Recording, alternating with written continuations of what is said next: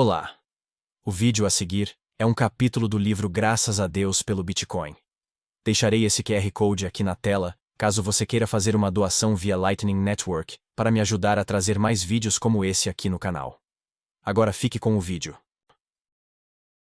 Prometem-lhes liberdade, mas eles próprios são escravos da corrupção. Pois tudo o que vence uma pessoa, a isso, ela é escravizada.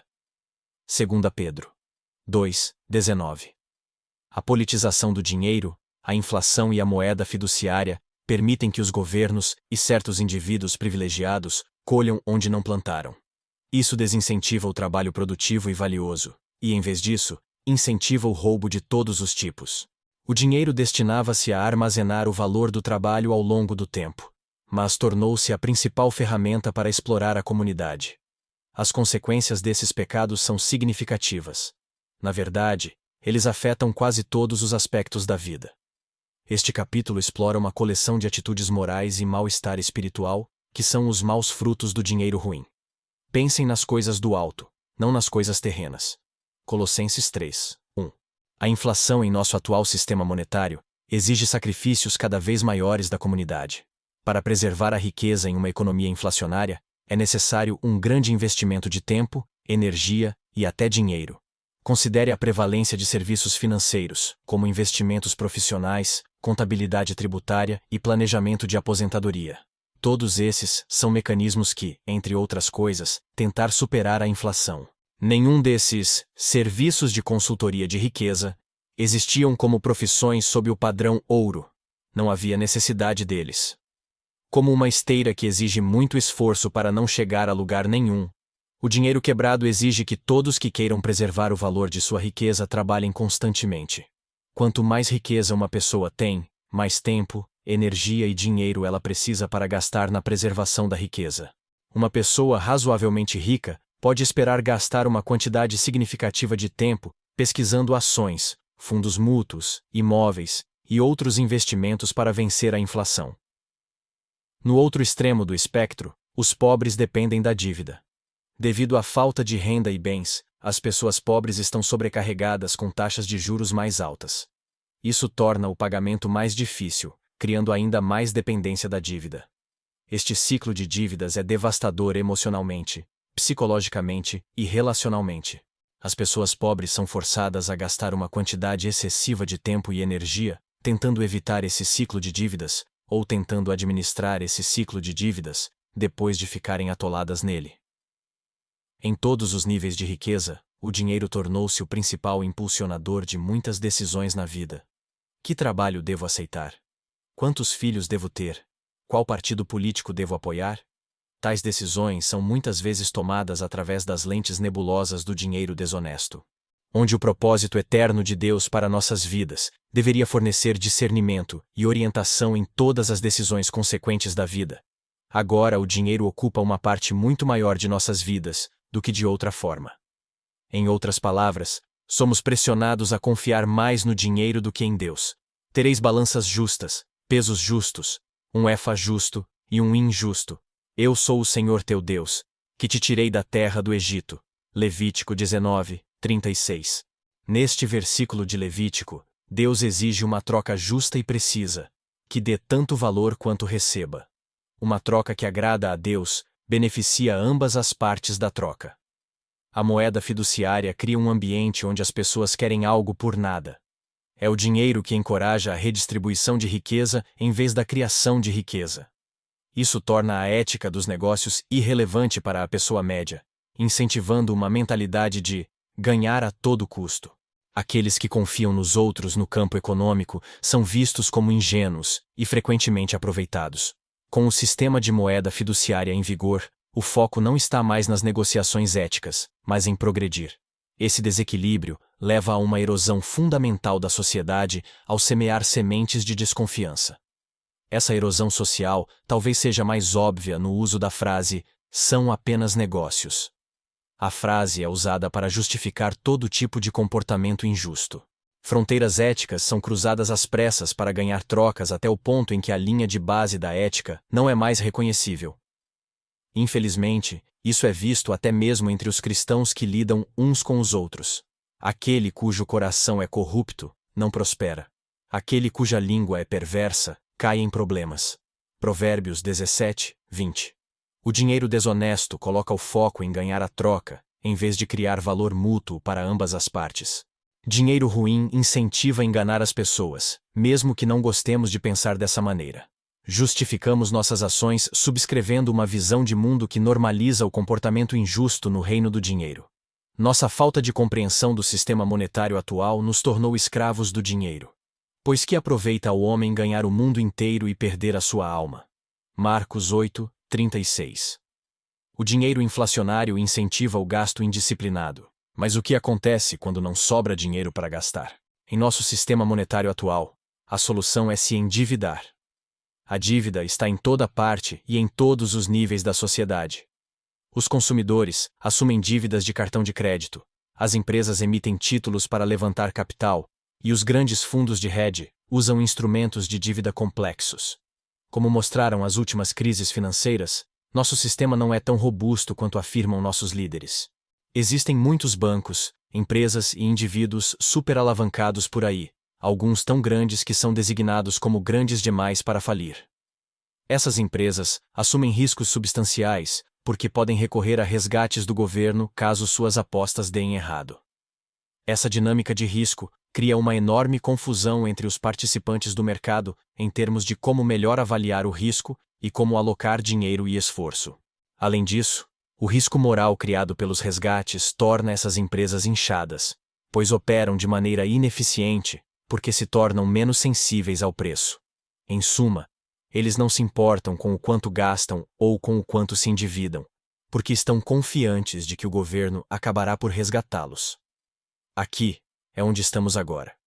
Uma empresa que recebe um resgate do governo tem uma clara vantagem competitiva sobre seus rivais. Os resgates ajudam a empresa em dificuldades, mas também prejudicam seus rivais, especialmente as pequenas empresas que não recebem o mesmo apoio do governo. Tal sistema não é capitalismo de livre mercado, mas corporativismo. As empresas favorecidas podem coletar lucros para enriquecer, mas podem socializar suas perdas para o público. Pela manhã semeia a tua semente, e à tarde não retires a tua mão, porque não sabes qual prosperará, se esta ou aquela, ou se ambas serão igualmente boas. Eclesiastes 11, do 4 ao 6. Na parábola dos talentos, um mestre dá a 3 de seus servos uma quantia em dinheiro compatível com suas habilidades. Os 2 primeiros servos investem o dinheiro e produzem retornos. O terceiro enterra o dinheiro e devolve ao seu senhor a mesma quantia que havia recebido. Em outras palavras, ele assume risco zero e recebe recompensa zero. Seu mestre está insatisfeito, afinal, ele poderia facilmente ter enterrado todo o seu dinheiro sozinho. O terceiro servo o decepcionou com sua falta de ação. Essa história deixa claro que a mordomia prudente é uma de nossas responsabilidades dadas por Deus. Em contraste, uma empresa resgatada tem uma vantagem que não ganhou nem merecia. No sistema atual, os empréstimos têm uma taxa de juros muito abaixo do que seria necessário para emprestar o mesmo valor de alguém com poupança. Isso ocorre porque o dinheiro para esses empréstimos não custa nada para ser criado, pois eles vêm do nada. Como resultado, há um jogo crescente que algumas grandes empresas estão jogando: o de se endividar para assumir riscos cada vez maiores. Isso torna essas empresas cada vez mais frágeis a eventos inesperados, como a crise das hipotecas de 2008 ou o desastre do coronavírus em 2020. O tipo de risco que é incentivado pelos resgates é indisciplinado. Em vez de serem administradores prudentes que tiram o máximo proveito de todos os recursos, os beneficiários do resgate usam seus fundos para prevenir as consequências de más decisões. Eles estão jogando um bom dinheiro atrás do mal. Aumento do comportamento de busca de renda, pois ouvimos que alguns de vocês estão levando uma vida indisciplinada, não fazendo nenhum trabalho, mas agindo como intrometidos. Ora, a tais pessoas ordenamos e exortamos no Senhor Jesus Cristo que trabalhem com calma e comam seu próprio pão. 2 Tessalonicenses 3, do 11 ao 12. Rent-seeking é um imposto sobre uma transação que um intermediário cobra sem agregar valor. Enquanto o trabalho é um valor agregado, o rent-seeking é um valor que subtrai. Imagine um burocrata que não faz nenhuma contribuição clara para a sociedade. O comportamento de busca de renda é uma prática antiga, como mostra a passagem de 2 Tessalonicenses. A passagem chama os intrometidos, que são caçadores de aluguel, para trabalhar e fornecer valor. A moeda fiduciária é o combustível para o crescimento exponencial do governo e da burocracia. Isso cria muito mais espaço para o comportamento de busca de renda. A presença de um banco central distorce o risco e a recompensa para certas ocupações e indústrias. Em um sistema de dinheiro ruim, a remuneração pelo trabalho não é mais baseada apenas no valor fornecido à comunidade. A remuneração do trabalho também depende muito de quão perto a indústria está, de onde o dinheiro está sendo criado. Nosso sistema atual cria muitas oportunidades de rent-seeking em toda a economia. A proporção de administradores universitários para professores cresceu exponencialmente desde 1971, por causa de subsídios de empréstimos estudantis e requisitos adicionais de conformidade. Esses empregos existem para cumprir o governo, em vez de fornecer valor ao mercado. Como a oferta de dinheiro foi expandida para pagar essas pessoas, o valor é roubado da comunidade. É por isso que o rent-seeking é uma forma de roubo, e deve ser condenado. Este tipo de trabalho não é apenas insalubre para a economia em geral, mas também para o indivíduo que emprega tais práticas. O trabalho sem sentido causa profunda angústia espiritual. O trabalho significativo agrega valor à comunidade e satisfaz a alma. E escrevemos estas coisas para que a nossa alegria seja completa. 1 João 1, 4. A obsessão pelo dinheiro criou uma dependência indevida do comércio sobre a comunidade. Não é por acaso que não conhecemos nossos vizinhos no mesmo nível das gerações anteriores. Ironicamente, isso tende a ser ainda mais verdadeiro em áreas densamente povoadas, como cidades. Somos seres sociais, mas a adoração ao dinheiro nos transformou em estranhos coabitantes. Isso tem efeitos de longo alcance não apenas em nossas comunidades, mas também em nós mesmos, em nossos relacionamentos pessoais uns com os outros e com Deus. Não podemos adorar verdadeiramente a Deus sem amar o nosso próximo.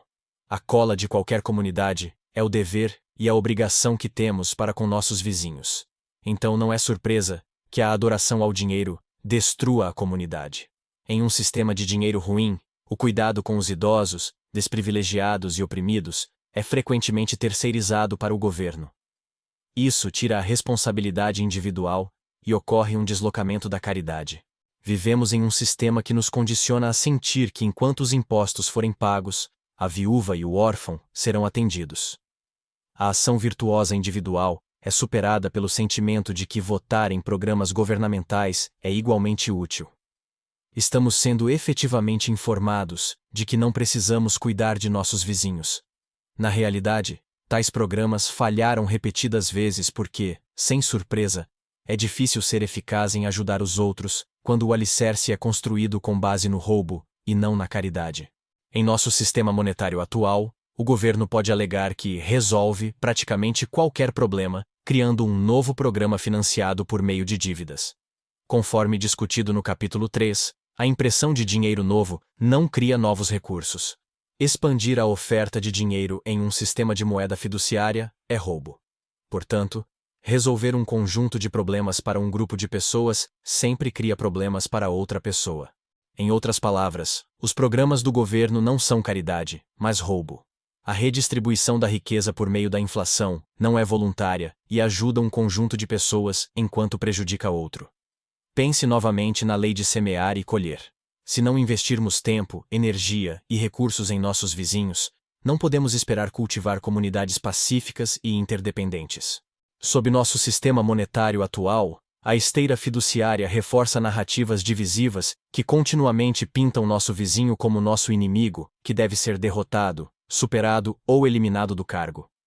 Essa condição teve um efeito prejudicial na sociedade como um todo, porque as pessoas estão mais focadas no dinheiro do que umas nas outras. Quando as comunidades são tão transitórias, fica difícil conhecer nossos vizinhos, então desistimos de tentar. Afinal, qual é o sentido de aprender seus nomes quando eles vão se mudar em 1 ou 2 anos? Pois qual de vocês, desejando construir uma torre, não se senta primeiro e calcula o custo se tem o suficiente para completá-la?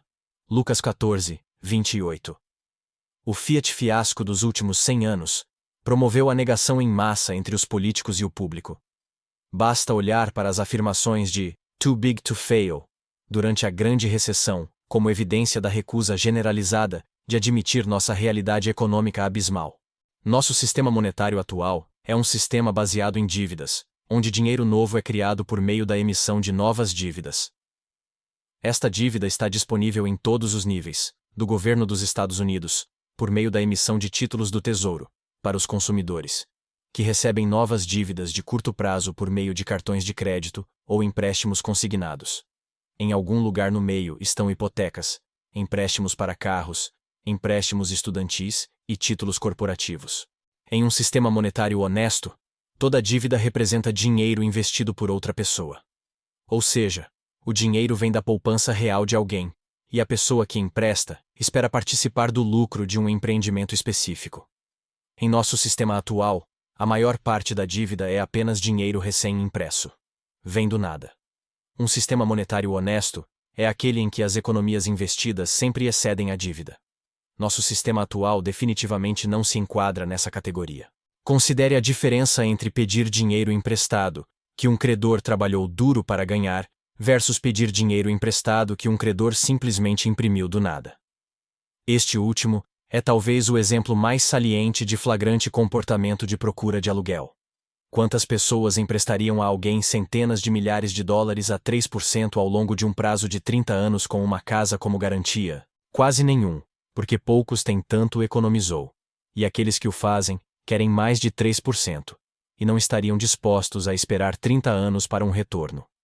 Poucos poupadores, se é que algum, emprestariam racionalmente dinheiro a essa taxa de suas próprias economias suadas. Os bancos fazem isso o tempo todo. Eles podem fazer isso porque não estão sacrificando nada. Eles estão recebendo algo, juros, por nada, que é dinheiro criado do nada. Os beneficiários são o banco, o mutuário e o vendedor, mas todos os outros na comunidade pagam por meio da diluição de suas próprias economias. O mutuário obtém um empréstimo muito barato em relação ao mercado livre. Isso significa que o mutuário pode pagar algo muito mais caro, especialmente porque o prazo do empréstimo é muito longo. Como resultado, os preços da habitação aumentam, o que é uma forma de inflação de ativos, conforme discutido no capítulo 3. Em um sistema monetário honesto, os indivíduos usariam poupanças deflacionárias para comprar ativos, e os preços dos ativos não aumentariam. Mais pessoas seriam capazes de pagar uma casa, assumindo menos riscos a longo prazo. É por isso que o preço médio das casas aumentou de 2 anos de salários médios para 6 anos, e uma ação no S&P 500 aumentou de 20 horas de salários médios na década de 1980 para 126 horas em 2020. Não devam nada a ninguém, exceto amar uns aos outros. Porque quem ama o próximo cumpre a lei. Romanos 13:8. Os benefícios da dívida para com o mutuário não são isentos de custos. A dívida fica com o mutuário até que seja paga integralmente, com juros. Durante esse tempo, o mutuário fica preso à obrigação, e a própria dívida se torna uma forma de escravidão. A sociedade está se afogando em tanta dívida que foi normalizada. No entanto, a maioria das pessoas entende que a dívida não é uma coisa boa e, em muitos lares, é uma fonte significativa de estresse. A dívida faz com que as pessoas trabalhem, não no que gostam ou no que são talentosas, mas naquilo que paga mais. Considerações éticas de aceitar um emprego, obter lucro, ou até mesmo trabalhar no próprio emprego, são frequentemente desconsideradas devido à urgência do pagamento da dívida. Tornamo-nos escravos da dívida, a ponto de o dinheiro ser o fator principal em quase todas as nossas decisões. A dívida também tem um impacto negativo na condição de nossos relacionamentos, pois o serviço da dívida substitui nosso desejo humano inato de investir nas pessoas que estão mais próximas de nós, tanto com o nosso tempo, quanto com nossos recursos. Cada vez mais, a dívida se tornou o governante de nossas vidas e tomou o tempo que deveria ser dedicado a nossas famílias, comunidades e a Deus. Tudo o que fizerem em palavras ou ações, façam tudo em nome do Senhor Jesus, dando graças por meio dele a Deus Pai. Colossenses 3:17. A ascensão de grandes corporações e governos, que empregam milhares de pessoas e controlam vastas áreas da economia, é exacerbada pelo dinheiro fiduciário. As organizações são capazes de crescer em tamanhos enormes graças ao efeito Cantillon. Por exemplo, Conglomerados multinacionais têm acesso à dívida barata que não está disponível para o pequeno empresário médio, e eles têm a capacidade de crescer muito mais do que sem essa fonte barata de capital. Isso significa que empresas e governos conseguem crescer muito além do que seria possível em um mercado livre e competitivo. Quanto maior a organização, mais difícil é ter responsabilidade. Surgem questões como a captura regulatória, onde os próprios órgãos que deveriam servir ao público regulando uma indústria, ao invés disso, servem aos interesses da indústria, devido a incentivos desalinhados. Por exemplo, um órgão regulador como o FDA, que deveria garantir que a produção de alimentos não seja contaminada, permite todo tipo de abuso. Isso geralmente se deve à legislação pressionada pela indústria e ao suborno na forma de ex-reguladores contratados por grandes somas após sua passagem pelo governo. Como resultado de dívida barata, captura regulatória e operações em larga escala necessárias para produzir lucro, as organizações crescem em tamanhos enormes e tendem a desumanizar sua força de trabalho. Os funcionários passam de rostos familiares para linhas em uma planilha. Essas condições podem levar a uma profunda falência do espírito humano, especialmente quando o trabalho apenas fornece dinheiro suficiente para sobreviver e pagar dívidas. As pessoas se tornam escravas por dívidas, meramente executando as ordens dos mestres, gastando suas horas mais produtivas trabalhando nos bens de outra pessoa. Isso envenena e perverte nossa visão do trabalho. Não estamos nem mesmo ganhando o mundo, pois estamos perdendo o futuro. Quando todos estão endividados até os olhos, estamos todos a uma crise de ruína completa e absoluta. Dada tal vulnerabilidade, não é de admirar que nossa sociedade hoje tenha níveis recordes de ansiedade, depressão e suicídio. Se os mortos não ressuscitam, comamos e bebamos, porque amanhã morreremos. 1 Coríntios 15, 32. O oposto de poupar é gastar. O gasto é muito incentivado em uma economia inflacionária. Isso ocorre porque o dinheiro está diminuindo em poder de compra e valendo menos no futuro.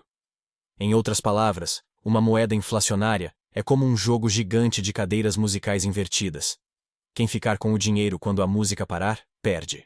O que chamamos de materialismo hoje é realmente um desejo de viver agora às custas de amanhã.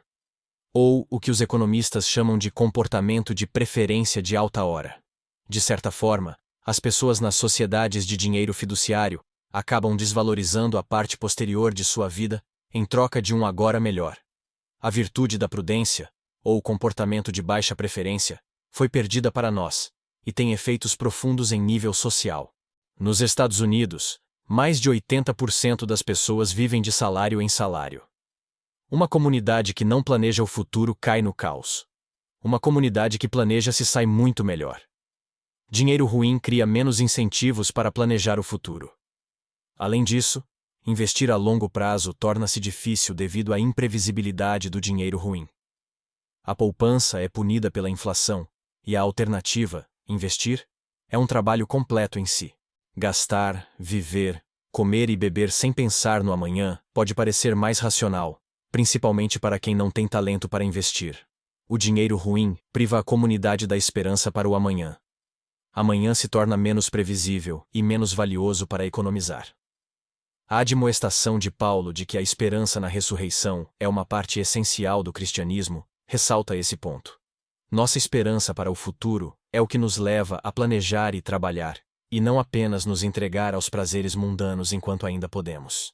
Um bom dinheiro permite que a comunidade planeje de forma eficaz, incentivando a poupança e nos dando uma razão para ter esperança no futuro. A tua prata tornou-se em escória, o teu vinho diluiu-se em água. Isaías 1, 22. Isaías está falando sobre a degradação da prata, que se tornou mais poluída e menos pura. O vinho, neste caso, também havia sido diluído. Essas duas coisas estão diretamente relacionadas. Com o tempo, à medida que o dinheiro se degrada, os produtos no mercado também se degradam. Como explicado acima, os consumidores em um sistema fiduciário tendem para o materialismo, ou comportamento de preferência de alta hora. Eles estão mais dispostos a pagar por bens agora do que mais tarde por causa da inflação de preços. Eles também estão mais dispostos a aceitar produtos de qualidade inferior, porque não se importam tanto com o valor do bem a longo prazo. Isso significa que os vendedores têm que atender a um padrão de qualidade mais baixo. Naturalmente, isso faz com que os vendedores degradem a qualidade de seus produtos para obter mais lucro. À medida que os preços aumentam, os vendedores têm um forte incentivo para manter os mesmos preços de seus próprios produtos, mesmo que o dinheiro que recebem diminua. Isso ocorre porque os consumidores geralmente odeiam quando os preços sobem. Esse fenômeno é o que os economistas chamam de preços rígidos. Os custos de mão de obra e suprimentos tendem a subir. Então, para compensar, os fornecedores degradam seus produtos. Frequentemente, eles degradam seus produtos gradualmente para dificultar a detecção pelos consumidores. Por exemplo, as barras Snickers encolheram de 58 gramas em 2012 para 45 gramas em 2020, enquanto o preço permaneceu o mesmo. Outra opção para combater os aumentos de preços é escalar para obter melhores preços produzindo a granel. Este é um fator que explica por que as empresas são tão grandes em nosso sistema monetário atual. Uma vez que a escala é necessária para combater os efeitos da inflação, as pequenas empresas que se concentram na qualidade muitas vezes são precificadas. Por fim, os vendedores podem reduzir seus custos otimizando. Eles reduzem os custos adquirindo componentes mais baratos, reduzindo as despesas gerais de fabricação ou otimizando a cadeia de suprimentos. Nada disso reduz necessariamente a qualidade do produto. Mas há uma tentação significativa de cortar custos em coisas que os consumidores não notarão. Por exemplo, um fabricante de ovos pode dar às galinhas ração mais barata, o que mantém os ovos com a mesma aparência, mas degrada o valor nutricional do ovo. Infelizmente, essa tentação de cortar custos é demais para a maioria dos vendedores resistir, e isso resulta em produtos mais degradados. Dinheiro degradado leva a bens degradados, e bens degradados são como as civilizações lentamente se autodestroem. Os pecados do nosso sistema monetário estão levando à corrupção dos bens e, em última análise, à morte de nossa comunidade. O dinheiro ruim levou ao mal-estar espiritual. Nosso sistema monetário atual está cheio de pecados sistemáticos. Incentiva a desonestidade, busca de renda, trabalho desumano e roubo em vez de bens de qualidade, comunidades fortes e trabalho duro. O dinheiro ruim corrompe nosso trabalho, nosso propósito, nossos relacionamentos e nossas comunidades. Infelizmente, a igreja também foi manchada pelo dinheiro ruim, e discutiremos isso no próximo capítulo. Bom, e esse foi o vídeo de hoje. Caso você queira ajudar o canal, mande uma doação através desse QR Code, via Lightning Network, para me ajudar a trazer mais vídeos como esse. Até o próximo vídeo.